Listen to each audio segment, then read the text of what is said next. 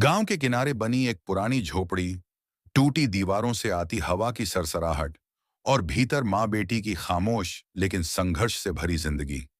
वही झोपड़ी जहां विधवा सुगंधा अपनी जवान बेटी अनवी के साथ रहती थी। पति की मौत को 5 साल हो चुके थे और उन 5 सालों ने सुगंधा को बाहर से कमजोर लेकिन भीतर से पत्थर की तरह मजबूत बना दिया था। गरीबी ने उनके घर की हर दीवार को छुआ, मगर इज्जत और संस्कार को कभी नहीं डिगा पाई। सुगंधा रोज सुबह 4 बजे उठती, कुएं से पानी लाती, खेतों में मजदूरी करने जाती, ताकि बेटी की पढ़ाई चलती रहे। गांव में लोग अक्सर ताने देते, इतनी पढ़ाई करा के क्या करेगी बेटी, शादी कर दे।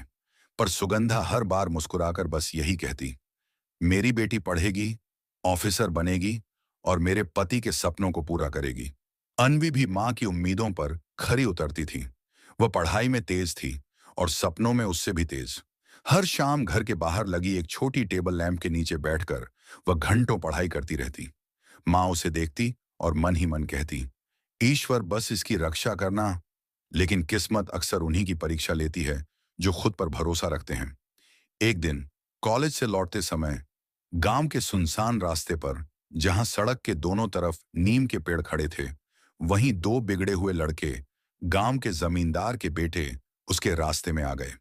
पहले तो उन्होंने उसे रोका, फिर हंसते हुए भद्दी बातें करने लगे।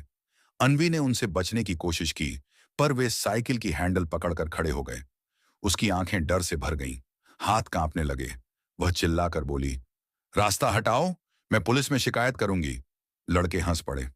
अरे, पुलिस हमारे खिलाफ? जा, किसे बताएगी? यहां तेरी सुनने वाला कौन है? डर और अपमान से उसका दिल फटने लगा। किसी तरह वह वहां से निकलकर भागती हुई घर पहुंची। जैसे ही दरवाजा खोला, सुगंधा ने बेटी के चेहरे पर उभरा डर देखा और सब समझ गई। क्या हुआ अनवी? किसने कुछ कहा? अनवी फूट फूट कर रो पड़ी। सुगंधा के पैर जैसे जमीन में धंस गए, चेहरा कठोर हो गया। कुछ पल की चुप्पी के बाद उसने बेटी के आंसू पोंछते हुए कहा, अनवी, चुप मत रहना। हम गरीब हैं पर कमजोर नहीं। चल, थाने चलते हैं। वह उसी वक्त बेटी का हाथ पकड़कर निकल पड़ी और यहीं से शुरू हुआ उनका संघर्ष, उनका साहस और वह कहानी जो एक पूरे जिले को हिला देने वाली थी। सुगंधा बेटी का हाथ थामकर थाने की तरफ बढ़ रही थी। शाम का वक्त था। हवा में धूल उड़ रही थी और रास्ते में लोग उन्हें आश्चर्य से देख रहे थे। गांव में किसी विधवा का इस तरह सीधे थाने जाना सामाजिक व्यवस्था को जैसे चुभता था, पर सुगंधा को इन निगाहों से कोई फर्क नहीं पड़ा। उसके कदमों में तेजी और आंखों में आग थी। थाने के बाहर पहुंचते ही अनवी की धड़कन तेज हो गई। वह धीमी आवाज में बोली, आई, छोड़ो ना, लोग क्या कहेंगे?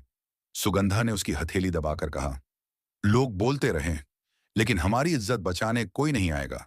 आज चुप रहीं तो कल कोई और बेटी रोएगी। वे दोनों थाने में दाखिल हुईं। अंदर कुछ पुलिस वाले चाय पी रहे थे। एक कांस्टेबल ने उन्हें देखकर पूछा, हाँ बहन, क्या काम है? सुगंधा ने ठंडी लेकिन दृढ़ आवाज में कहा, मेरी बेटी के साथ गांव के दो लड़कों ने रास्ते में बदतमीजी की है। हमें शिकायत दर्ज करानी है। कांस्टेबल ने एक दूसरे की तरफ देखकर मुस्कुराया, अरे मैडम, गांव के लड़के हैं, कभी कभी मजाक कर देते हैं।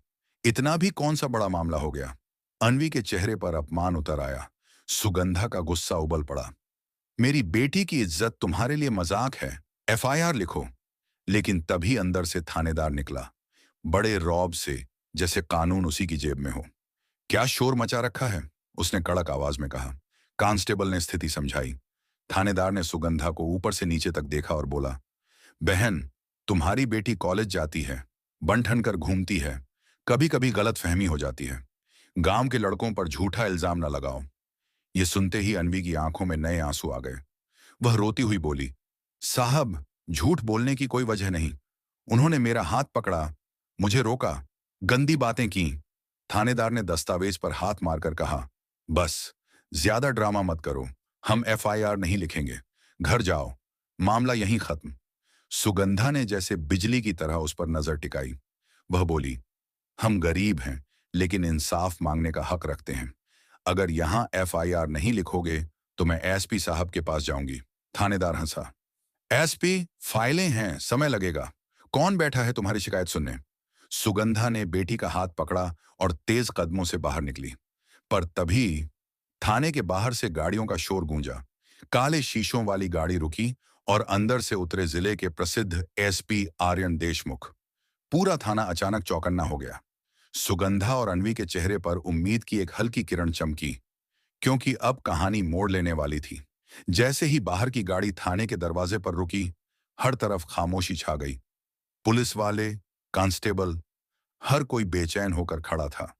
दूर से काली शीशों वाली गाड़ी से उतरकर चले थे जिले के एसपी साहब, एक जिम्मेदार, सम्मानित अफसर जिनकी इज्जत और सच्चाई दोनों लोगों के दिलों में थी। एसपी साहब ने जैसे थाने में कदम रखा, सबकी नजरें झुक गईं। उन्होंने सुगंधा अनवी की ओर देखा। सुगंधा की झुकी पीठ सीधी हो गई। अनवी की आंखों में उम्मीद की किरण लौट आई। एसपी साहब ने पूछा, क्या मामला है?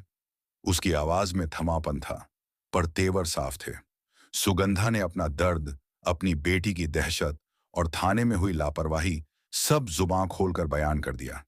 एसपी साहब ने तुरंत आदेश दिया, जो भी दोषी हैं उन्हें तुरंत बुलाओ, एफआईआर दर्ज करो और मां बेटी की सुरक्षा सुनिश्चित करो। थानेदार की पिछली तानाबाना रुतबा वक्त की हवा में घुल गया। नहीं, अब वह नजरअंदाज नहीं कर सकता था। कुछ ही मिनटों में दोनों आरोपी बुलाए गए। अनवी ने अपनी बात दोबारा स्पष्ट की।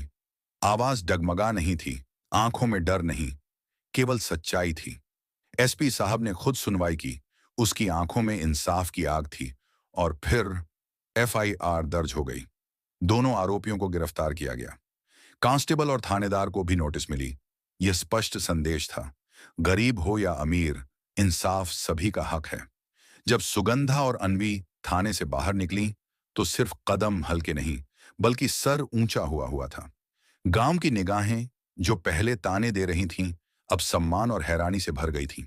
और उस दिन एक मां बेटी की हिम्मत और एक सच्चे अफसर के फैसले ने दिखा दिया, किसी की गरीबी, किसी की स्थिति इंसाफ लेने के हक में बाधा नहीं बन सकते। एफआईआर दर्ज होने और आरोपियों की गिरफ्तारी के बाद माहौल बदल चुका था। थाने में जहां पहले लापरवाही और उपेक्षा थी, अब वहीं एक सन्नाटा और शर्म का एहसास था। सुगंधा और अनवी बाहर निकलने ही वाली थीं कि पीछे से एसपी आर्यन देशमुख ने आवाज दी, एक मिनट बहन। दोनों रुक गईं। अनवी की आंखों में अब भी हल्का डर था, लेकिन एसपी साहब का चेहरा देखकर उसे भरोसा मिला। एसपी साहब ने नरम स्वर में कहा, आपने बहुत हिम्मत दिखाई है। अगर हर मां आपकी तरह खड़ी हो जाए तो ऐसे अपराध मिट जाएंगे। सुगंधा की आंखें भर आईं। वह बोली, साहब, मैं तो बस अपनी बेटी की इज्जत बचाना चाहती थी। हम गरीब हैं, डरते भी हैं, पर गलत बात बर्दाश्त नहीं कर सकते। एएसपी साहब ने अनवी की तरफ देखते हुए कहा, बेटा, दुनिया तुम्हें डराने की कोशिश करेगी, लेकिन तुम टूटना मत। आज जो हुआ वह तुम्हारी गलती नहीं, उनकी सोच की गलती है। तुम पढ़ो, आगे बढ़ो और एक दिन खुद ऐसी वर्दी पहनकर किसी और की मदद करो। अनवी की आंखों से आंसू निकल आए, पर इस बार दर्द के नहीं, हौसले के। फिर एसपी साहब ने एक और निर्णय सुनाया, तुम्हारी पढ़ाई का पूरा खर्च अब पुलिस विभाग की तरफ से उठाया जाएगा। तुम बस मन लगाकर पढ़ाई करना। यह सुनते ही सुगंधा के पैरों से जैसे जमीन खिसक गई। साहब, ये तो बहुत बड़ा उपकार। एसपी साहब ने बीच में रोकते हुए कहा, यह उपकार नहीं, आपका अधिकार है। थाने के बाहर कदम रखते ही मां बेटी दोनों ने एक दूसरे का हाथ थाम लिया। आज डर नहीं था, बस उम्मीद थी, एक नई सुबह की, एक नई शुरुआत की। उस रात गांव में सिर्फ एक ही चर्चा थी, एसपी साहब ने दिल जीत लिया। सच में इंसाफ जिंदा है। और वहीं से शुरू हुई अनवी की नई जिंदगी, हिम्मत, सम्मान और एक नए सपने के साथ। दोस्तों, कभी किसी हालात से डरिए मत। सच्चाई और हिम्मत हमेशा जीतती है। आज अनवी और उसकी मां की जीत सिर्फ इंसाफ की जीत नहीं, बल्कि हर उस बेटी की जीत है जो सपने देखती है। आप ये कहानी कहां से देख रहे हैं? कमेंट में अपना शहर का नाम जरूर लिखें। और ऐसी ही दिल छू लेने वाली सच्ची कहानियां सुनने के लिए चैनल को अभी सब्सक्राइब करें। इंसाफ जिंदा है और हिम्मत कभी हारती नहीं।